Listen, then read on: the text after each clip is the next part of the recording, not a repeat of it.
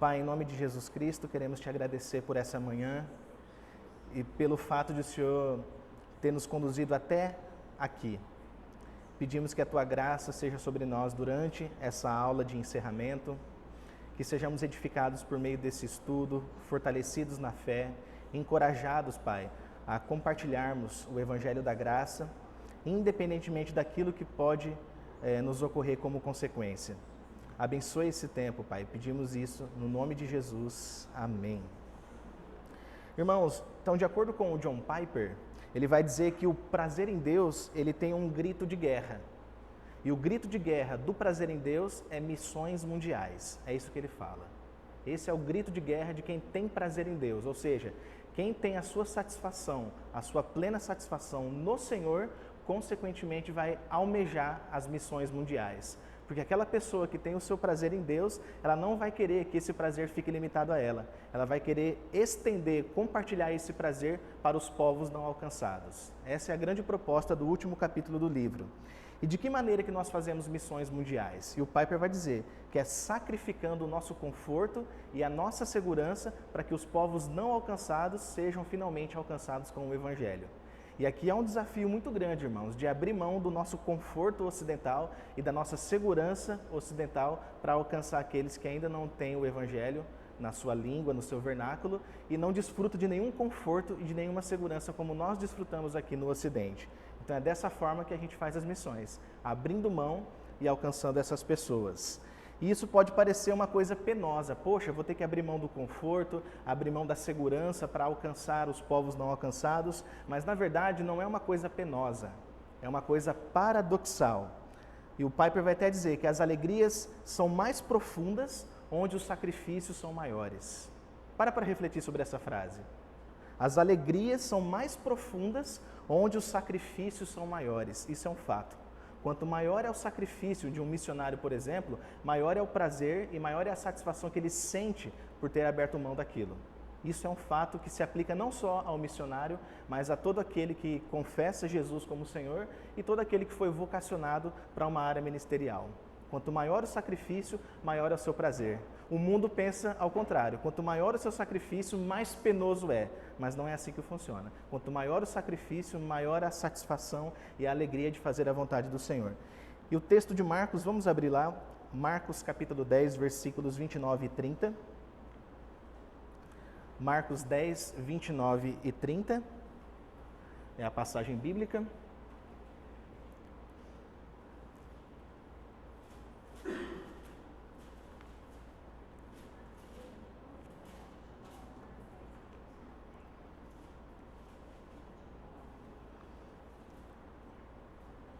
O texto fala assim, irmãos. Em verdade lhes digo que não há ninguém que tenha deixado casa, irmãos, irmãs, mãe, pai, filhos ou campos por minha causa e por causa do Evangelho, que não receba já no presente 100 vezes mais casas, irmãos, irmãs, mães, filhos e campos com perseguições. E no mundo por vir receberá a vida eterna. Então esse texto resume aquilo que eu falei. As maiores alegrias estão nos maiores sacrifícios. É o que o texto ensina para nós. Você renunciar coisas por conta do Evangelho, você renunciar, como eu disse aqui, o teu conforto, a tua segurança, em prol dos não alcançados, vai redundar numa alegria mais profunda. Nós seremos recompensados pelo Senhor ao abrirmos mão dessas coisas. É o que o texto ensina para nós. Então vamos para o primeiro ponto aqui, que é a abnegação. E o texto fala justamente sobre a abnegação. O texto de Marcos 10 fala sobre a abnegação. E o que é abnegação, irmãos? É negar a si mesmo, é abrir mão de si mesmo. É isso que é a abnegação. E todo cristão, eu sei que o discurso pós-moderno não diz isso, mas todo cristão, sem exceção, foi chamado à renúncia. Todos sem exceção. Só que hoje em dia a gente vive num tempo em que isso não é mais pregado. Hoje em dia as pessoas falam que você tem que alcançar o teu potencial e não necessariamente renunciar à sua vontade e tomar a sua cruz e seguir a Jesus. O discurso moderno é diferente. mas a Bíblia revela que todo cristão, sem exceção, foi chamado a uma vida de renúncia. E de maneira particular, irmãos, eu penso que o missionário foi chamado a renunciar coisas ainda maiores por causa do Evangelho, por conta do tipo de vocação que ele recebeu. De um modo geral, especialmente o missionário que é transcultural, ele precisa abrir mão não só da sua carreira, não só do seu emprego, mas também da sua própria família. Às vezes ele tem que abandonar o seu país de origem ou a sua cidade de origem, deixar todo mundo lá e ir para o campo missionário, por conta de uma direção geográfica que Deus concede para ele. Agora, nem todo chamado ministerial implica em você abandonar a sua família necessariamente. Mas alguns sim, no caso do missionário transcultural, com certeza. Mas independentemente disso, irmãos, todo cristão foi chamado à vida de renúncia. A renunciar o prazer da sua carne, a renunciar os seus projetos pessoais. Quanta gente que hoje tem um ministério que teve que abrir mão de coisas que sonhava no passado. Abriu mão de, até mesmo de faculdades, de projetos, por conta do chamado ministerial. Então, todo cristão foi chamado a renunciar à sua vontade, a renunciar ao mundo e os seus planos pessoais. Então, muitos missionários abandonaram projetos, como eu falei. A gente tem experiência na nossa própria conferência missionária recente aqui, né, de pessoas que abriram mão de suas vidas, de seus confortos, por causa do chamado ministerial. E Jesus falou a respeito disso. Olha só, Marcos 8, 34 e 35 fala assim: se alguém quer vir após mim, negue a si mesmo, tome a sua cruz e siga-me. Pois quem quiser salvar a sua vida, a perderá. E quem perder a vida por minha causa e por causa do Evangelho, esse a salvará. E uma coisa que precisa, irmãos, entrar muito bem, não só na nossa mente, mas também no nosso coração, é que se o nosso coração estiver no Senhor, as renúncias não vão parecer perdas, não vão soar como prejuízo. Se o coração estiver no Senhor e no Evangelho do Senhor. Agora, se o coração de uma pessoa não estiver no Senhor e no Evangelho de Jesus, a renúncia vai parecer uma perda mesmo. Mas, por outro lado, se o nosso alvo, se a nossa busca é a glória do Senhor, isso não vai ser um prejuízo. Muito pelo contrário, as renúncias serão lucro. E elas vão redundar numa alegria indescritível. Todo aquele que foi chamado para o ministério sabe que isso é verdade. Sabe que renunciar no primeiro momento pode parecer algo penoso, mas depois a alegria que se experimenta no coração é uma coisa inexplicável até. Uma coisa inexplicável. Quantos já ouviram falar desse homem, David Livingstone? Foi um missionário que viveu aí de 1813 a 1873. Morreu aos 60 anos de idade, irmãos. Ele foi um famoso missionário britânico. E no livro do John Piper, o próprio John Piper relata um pedaço de um discurso desse homem na Universidade de Cambridge. E ele disse o seguinte, olha que interessante as palavras do David Livingstone. Ele disse: as pessoas falam do sacrifício que fiz em gastar tanto tempo da minha vida na África. Longe de mim esteja tal palavra, tal visão e tal pensamento. Não é verdadeiramente sacrifício algum. Eu digo que é um privilégio.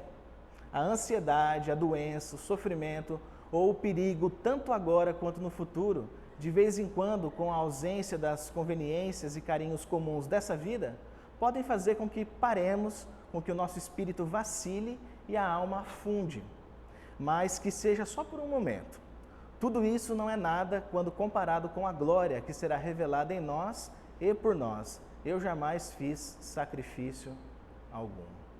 Então ele compreendeu muito bem o seu chamado, irmãos. E o apóstolo Paulo falou a respeito disso numa das suas cartas. Por exemplo, mas o que para mim era lucro, isso considerei perda por causa de Cristo. Agora, para analisar as credenciais do apóstolo Paulo antes da sua conversão.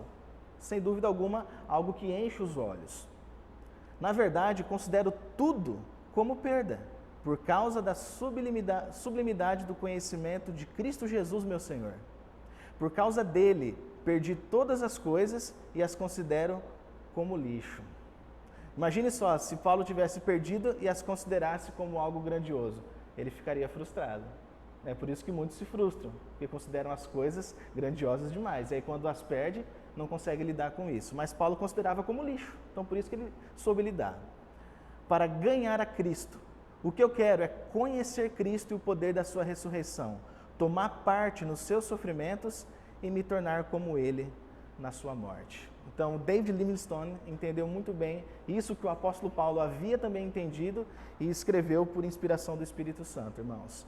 Então, nós somos chamados a esse tipo de renúncia. Renunciar a nossa vontade, o nosso projeto para o mundo é uma coisa simplesmente louca, porque afinal de contas, o que conta na vida é você alcançar o sucesso que você tanto deseja e, por fim, a sua felicidade. Não é isso que o mundo prega? Pode conversar com qualquer pessoa, alguns infelizmente até que se diz cristãs, e o alvo da vida delas é a felicidade pessoal independente de Deus.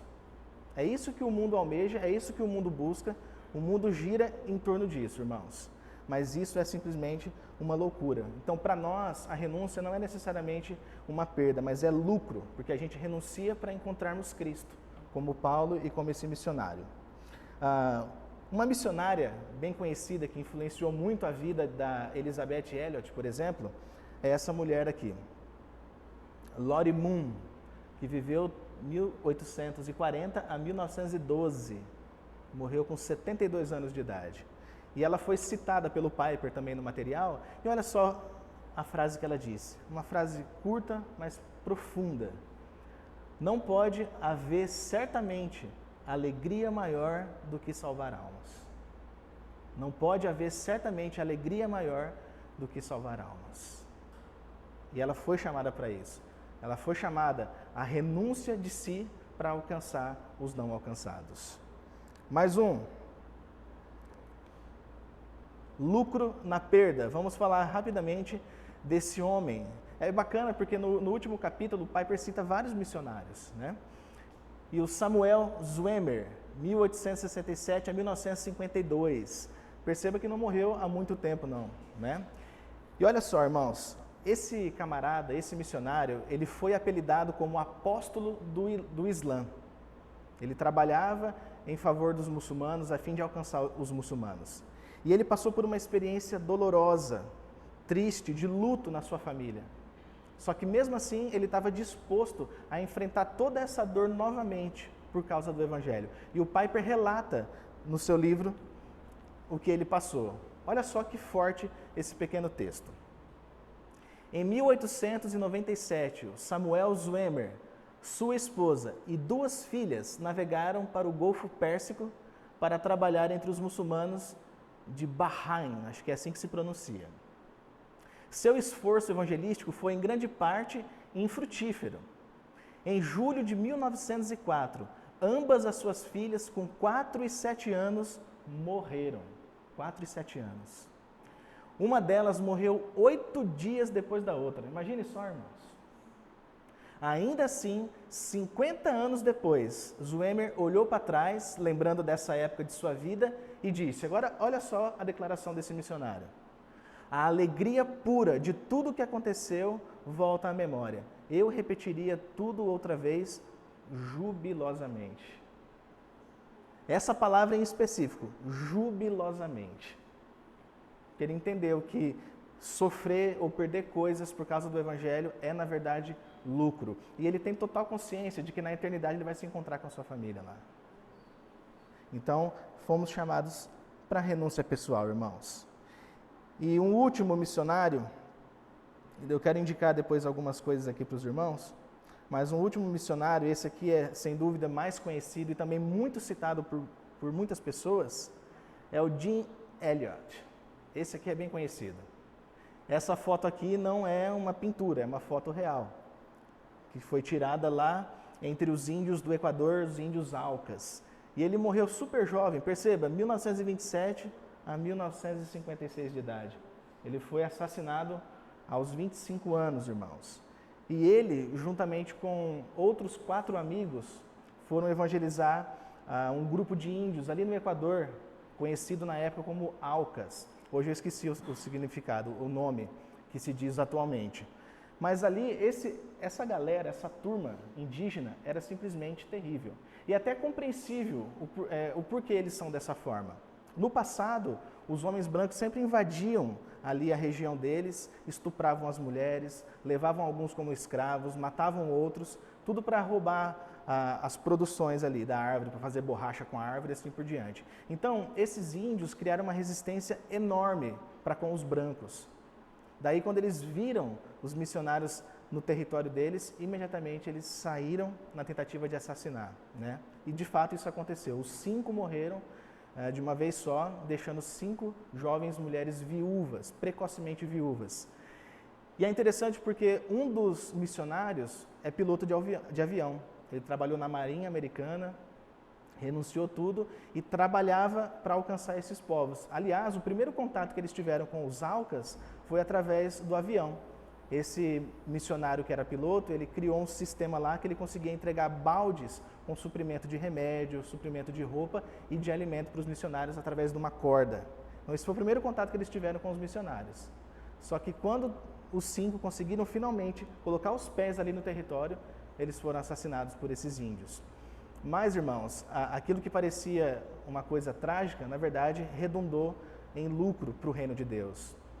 Porque um deles foi alcançado. E a partir desse que foi alcançado, muitos vieram a Jesus também. Aliás, a própria esposa do Jim Elliot, que é Elizabeth Elliot, ela decidiu continuar servindo essa tribo indígena, mesmo depois dessa tribo ter matado o marido dela. E ela serviu essa tribo durante 2 anos, logo depois do falecimento do marido. Ela continuou firme ali. E o filho desse piloto que eu mencionei ainda está vivo, é Sam, esqueci o nome dele, Sam é o sobrenome dele. E esse cara que foi alcançado, que é dessa tribo indígena, acabou se tornando uma espécie de pai para esse camarada. Detalhe, o pai desse rapaz, que ainda está vivo, né, que era o piloto do avião, ele foi assassinado por esse indígena que hoje é pertíssimo dele. É como se fosse um filho. Irmãos, isso é só o Evangelho que pode fazer. Só o poder do Evangelho pode fazer isso. E você tem documentários, vou indicar algumas coisas aqui que eu insisto que os irmãos façam essa busca, assistam os vídeos, leiam o material, porque de fato é muito edificante. E aí uma frase, o mundo olhou para essa situação, poxa, 5 missionários, todos casados, com filhos pequenos, por que eles foram se arriscar sabendo que essa tribo era desse jeito, sabendo que era uma tribo assassina? Todo aquele que tentou no passado se infiltrar no meio deles, não voltou para relatar, não sobreviveu para relatar. Por que eles fizeram tamanha loucura, né? E aí a Elizabeth falou que o mundo não entendeu. Uma frase do Jim Elliot, que é uma frase muito famosa e citada por muitos, que diz assim: não é tolo quem entrega o que não pode reter para ganhar o que não pode perder. Uma frase linda e bem conhecida dele. Então eu gostaria de indicar, irmãos, algumas coisas aqui, caso você tenha interesse em entender melhor a história do Jim Elliot e desses missionários no Equador. A primeira obra é esse livro fantástico da Vida Nova, Através dos Portais do Esplendor. Não dá para ver muito bem aqui a história que chocou o mundo, estou ruim mesmo, e alcançou uma nação, vamos resumir aí. 320 páginas, escrito pela Elizabeth Elliot, a esposa do Jim Elliot. E aqui ela conta tudo, irmãos, desde o comecinho da empreitada missionária até o final. E detalhe, a primeira tribo indígena que eles foram não foi essa tribo Auca que matou os missionários. Eles foram em outras tribos antes dessa última. Então no livro você vai encontrar foto real, preto e branco ainda, mas foto real deles lendo a escritura e traduzindo para o idioma. Eles fizeram um trabalho fantástico, porque pensa comigo, eles falavam um idioma que era apenas daquela região, apenas deles. Não tem gramática, não tem dicionário, não tem nada. Então eles tiveram que aprender o idioma e um dos missionários, acho que era doutor em literatura, ele acabou criando um dicionário, né, a partir do som que ele ouvia do idioma dos índios. E ele conseguiu catalogar tudo bonitinho e então ensinar a palavra de Deus por meio dessa gramática que ele havia criado, né? E coisas muito ruins acabaram acontecendo, uma enchente veio, destruiu tudo, inclusive o dicionário que o cara tinha produzido. Enfim, são coisas que foram acontecendo, mas tudo Deus por detrás desses acontecimentos. Vale muito a pena, é um livro muito bom e muito edificante. Pode falar, minha irmã.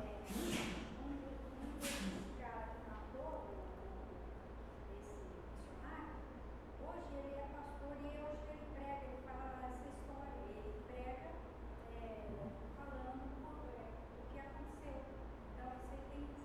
Será que não é o que matou o piloto? Esse que matou o piloto? Eu acho que é o que matou o piloto. E ele no grupo N, não sei se você já alguém já ouviu falar no grupo N, eles têm uma peça que fala Conto de Sangue. Eles apresentam todo esse trabalho na peça. Que bacana. Bacana. Depois eu vou pesquisar, eu nunca ouvi falar não. Grupo M, da palavra da vida. Grupo M. Legal, muito bom. Irmãos, é uma história fascinante assim que faz a gente refletir muito. Depois nós temos esse filme que foi lançado acho que em 2005, 2006 mais ou menos. Não dá para ver muito bem aí, mas depois vai estar no YouTube, os irmãos podem acessar. Aliás, também lá eu vou deixar na descrição o link dos comentários, do documentário que eu vou indicar, desse filme, de um outro filme também que tem a ver e do material, para quem quiser adquirir. Só acessar lá depois. Então esse filme chama Terra Selvagem, que vai contar a história desses missionários, porém vai dar um enfoque maior na vida do aviador, desse piloto que morreu e do filho dele que viveu desde pequenininho ali. O menininho tinha 4 anos quando o pai foi assassinado por esse homem, né? Depois ele teve inclusive a chance de matar esse cara, mas ele não o fez. Muito pelo contrário, se tornou um amigão. Tanto é que esse assassino do pai falou assim, somente ele pode usar a minha lança para caçar, somente ele pode comer no mesmo pote do que eu, só ele pode entrar na minha tenda sem pedir permissão. Olha o que o Evangelho fez, irmãos, na relação deles. Então se tornou praticamente pai e filhos mesmo. Que coisa impressionante. Então esse filme tem 1h51, vale muito a pena assistir. Bom, os outros eu não coloquei aqui na tela, agora que eu estou me lembrando. O outro é um filme infantil, conta a mesma história, só que é para criança, ok? Então quem trabalha com criança aí, quem tem filhos pode passar esse filme para criança também. O filme é mais curto, ele tem apenas 50 minutos, tá? Joia. E depois um documentário o filme tem 34 minutos, o filme infantil, tá? E o documentário é que tem 50 minutos. O documentário é muito bom, porque quem está no documentário relatando cada detalhe é o filho do aviador, que se tornou amigo do assassino do próprio pai. Hoje o cara está aqui, está nos Estados Unidos, não sei se ele está vivo ainda. O filho do aviador está vivo, mas o assassino acho que não está mais, porque já era bem idoso, né? E ali tem algumas imagens, ele com 80 anos de idade, no Ocidente. Imagine só, irmãos, é um bicho do mato, porque lá não tem nada de tecnologia. Alimento mesmo, tem que caçar ou plantar para você comer. E ele vindo para o Ocidente, é até engraçado ele contando, né? O missionário contando a história. É até engraçado, porque é tudo novo para ele. Ele entrou, por exemplo, eles foram para um lugar de carro, né? Aí o filho do piloto falou assim, entra aí que eu vou te levar para conhecer tal lugar. Aí ele entrou pela porta de trás, né? Era carro de 4 portas. E aí ele olhou no retrovisor, cadê o cara que entrou? Aí ele se deu conta que ele tinha entrado numa porta e saído pela outra. Falou, pronto, consegui atravessar. Tipo assim, uma pessoa totalmente, né, bicho do mato mesmo. Mas é muito interessante assistir esse documentário.